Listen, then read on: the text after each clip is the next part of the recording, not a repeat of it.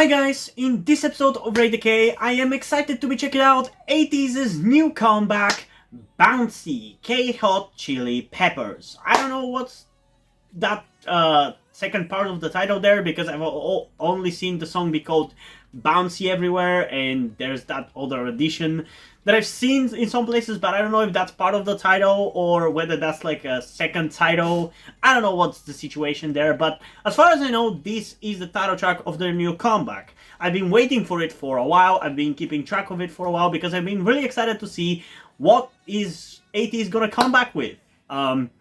Especially after their last song that I checked out, which was Halazia, which took me way too long to react to from when it was released, when I reacted to it.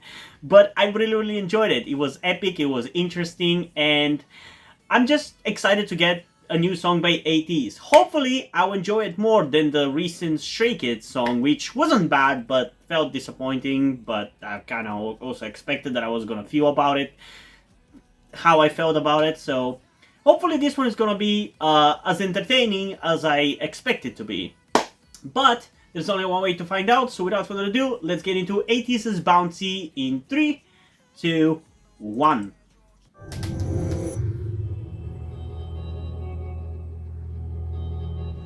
Also, if you guys haven't seen my Psychers reactions, definitely go and check them out. I really love that group. One of my favorite new groups, for sure.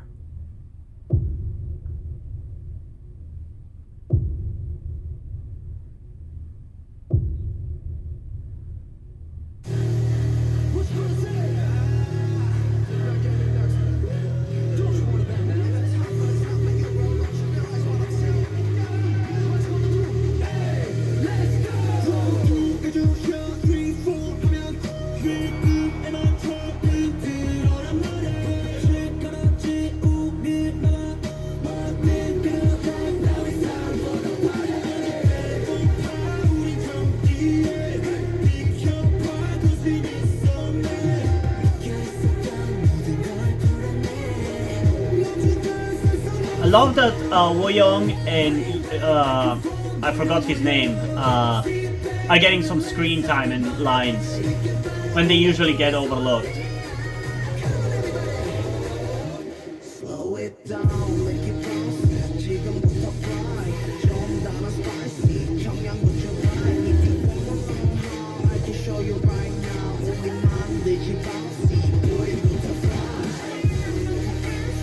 What?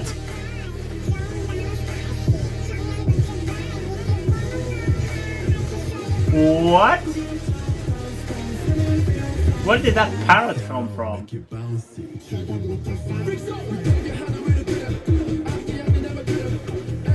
I love the concept, that's for sure.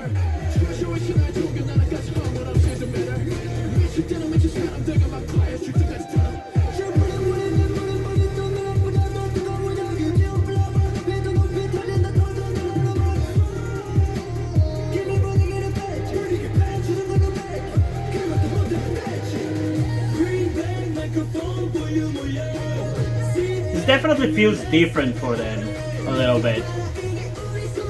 I mean, it's still very much their style of epicness, but at the same time, the sound itself is a little different, so that's pretty cool.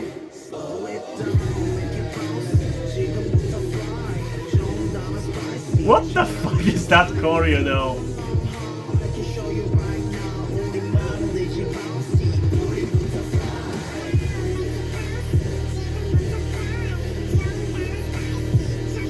Okay, I'm really curious what the people think about that choreo and that chorus, because for me, it's funny, but I can see people thinking that it's borderline cringy.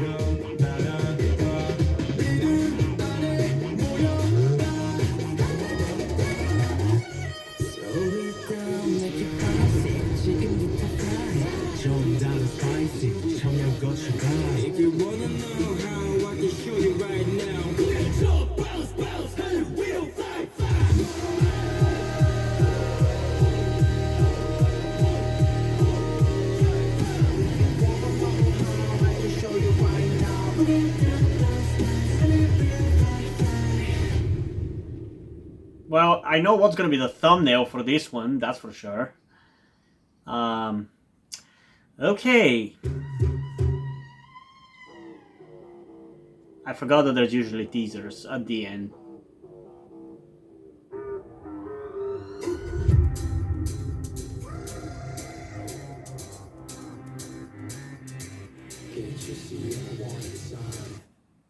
That's probably either a B-side or the next comeback. That's usually the way they do these things. Okay, I'm gonna be honest. This one was a little weird. Not quite as entertaining as I thought it was gonna be. I'm not sure how I feel about it. Like, why are Stray Kids and ATEEZ like that all of a sudden with their comebacks nowadays? I don't get it. I used to be excited about every single one of their comebacks of either group, and I used to enjoy every single one of their comebacks of either group. And now all of a sudden, like, both of these groups are just doing weird stuff, and the songs that I actually end up enjoying are the off-brand ones, which are not the mainline songs, like the ones that are like singles or special songs or Japanese tracks and shit like that, and not really the proper comebacks. I don't know, why are they doing that? Like, do they not understand what I enjoy? I know that sounds selfish and everything, like, I realize that, like, they do not have to cater to me only, but it is how I feel about it, you know? Like, I just want some good music from them that appeals to me, and this one just kind of doesn't. Like, after Halazia, I expected something epic and dramatic like that, potentially, or something that just impacted me as much. This just feels weird.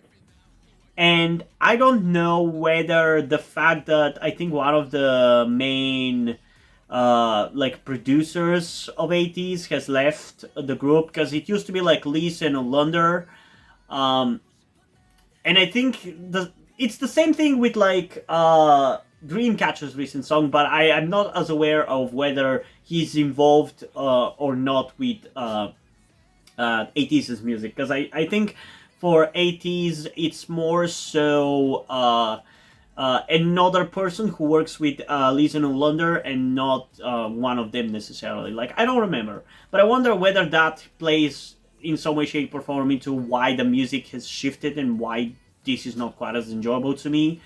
Because, I mean, I'm not gonna lie, I just kind of don't like it. It's not a bad song, I'm not saying that. I just kind of don't like it. It's a little weird, it's a little cringy, and I just kind of don't like it. I don't know, that's the only way I can describe it. I just kind of don't like it. I'm obviously still gonna listen to it a second time before I say my final thoughts, but once again, just like with Stray Kids' S-Class, I'm kind of disappointed. But yeah, let's get into it a second time and see whether I'm gonna feel better about it after that second listen or not. So let's go again in 3, 2, 1.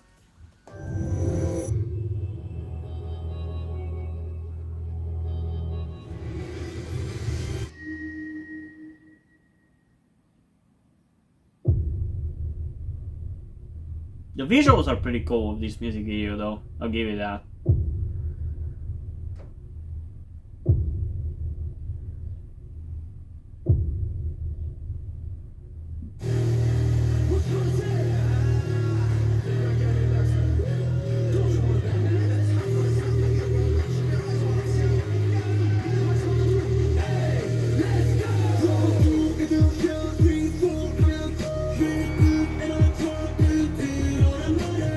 I love the lines that Youngho and Woyoung seem to be getting here in the beginning. I love this part here.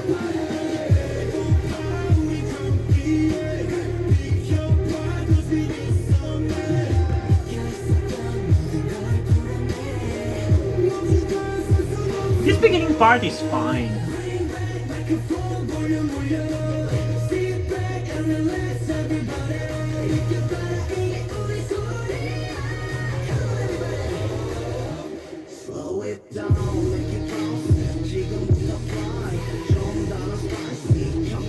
It's definitely a spicy song.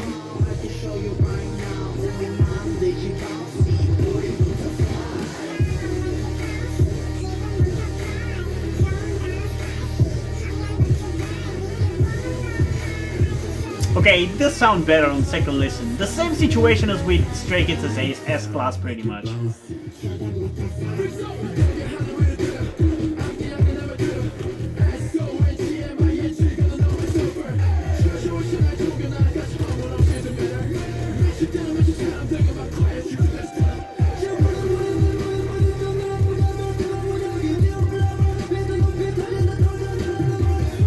Does that count as rapping there? I think so. I love that he's doing more of that. That's cool.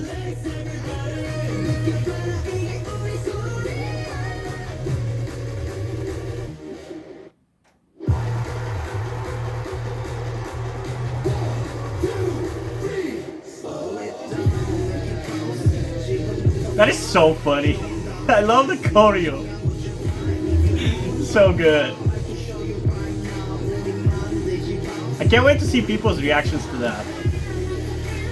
Okay, I definitely like this more than Stray Kids' S-Class. I don't know, I think both of those songs I'm gonna end up liking. It's just gonna take getting used to because they're so unpredictable. But not in a good way.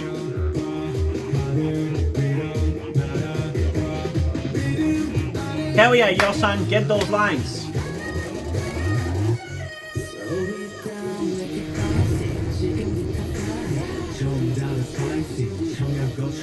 If you wanna know how, I can show you right now. Let's go, bounce, bounce, hey, we'll fly fast.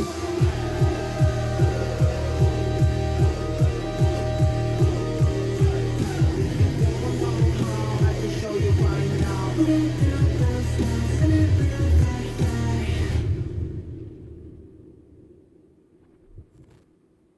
They look awesome.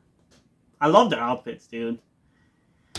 Okay, I don't really need to hear this final portion here.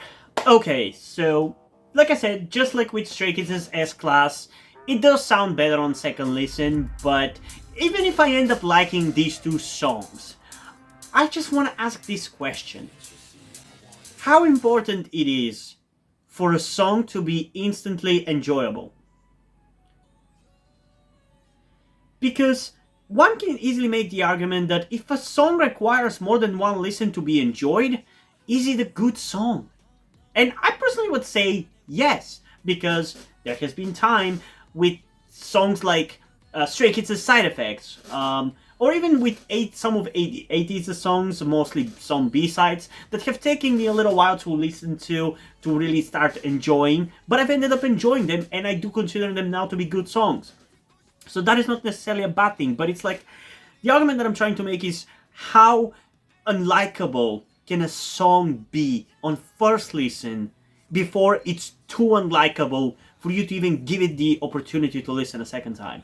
Because if I wasn't doing these reactions, and if I wasn't already a fan of Stray Kids and ATEEZ, I don't know if I would have listened to these songs twice to be able to really realize that maybe they're actually kind of enjoyable, you know? All I'm trying to say is that I don't like this approach that both groups are doing with their music. More so Stray Kids, but ATEEZ are also kind of catching some flack because of this song. Because I'm okay with experimentation. I'm okay with them doing different things. But I feel like they're going a little bit too far for me. In terms of like going too in my face and too over the top and like making the songs not enjoyable on first listen. Basically, I want them to do songs like Inception, or Wave, or Pirate King, you know? That's what I'm looking for. Or Halazia, for example, even. Just not this, please. I can take it once. I don't want to take it in twice. But yeah, in terms of rating, I think I'm going to go with... I mean, it's kind of hard to tell. I feel like I'm going to give this one the same that I gave Stray Kids' S-Class, 8.9 out of 10, because I think it describes it really well. It's enjoyable, maybe even really good, but I have some major frustrations with these songs that I just cannot give them a 10 out of 10, even if they're like mind-blowing and exciting and epic and everything. I just can't. But yeah, maybe by the time I sit down to react to the B-sides of this album, maybe I'm gonna have enjoyed it more, but I guess you guys are gonna have to wait and see, because it's gonna be a little bit, from my point of view anyway, until I sit down and do reactions to the B-sides, but I will do it. Though, letting me know in the comments down below that you want to see a reaction like that, or potentially going through my Patreon and Ko-fi account and subscribing at a specific tier that allows you to demand me to do certain K-pop reactions, it can make me do it sooner rather than later. But yeah, whether you want to do that or not, it's up to you. Whether you want to just comment or you want to go through Patreon and Ko-fi and support me, it's up to you.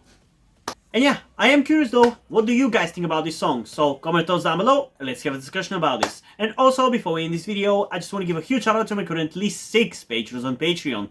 Omar Bridgman, Deadpool, Corby Dead, Dane Harty, Peyton Jones, and Jason Christmas. Thank you guys for your support, I really appreciate it. It really means a lot to me. You have decided to support me, you have continued to support me for such a long time. Hope you continue to enjoy my content and continue to support me going forward. Thank you very much.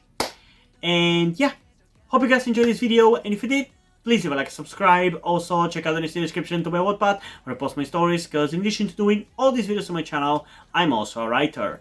And if you enjoy my stories or if you enjoy my videos, you can head over to my Patreon or to my Ko-fi account, where I can pledge your support and help get the channel going, help support me so I can keep writing the stories you enjoy. But if you don't want to do any of that, that's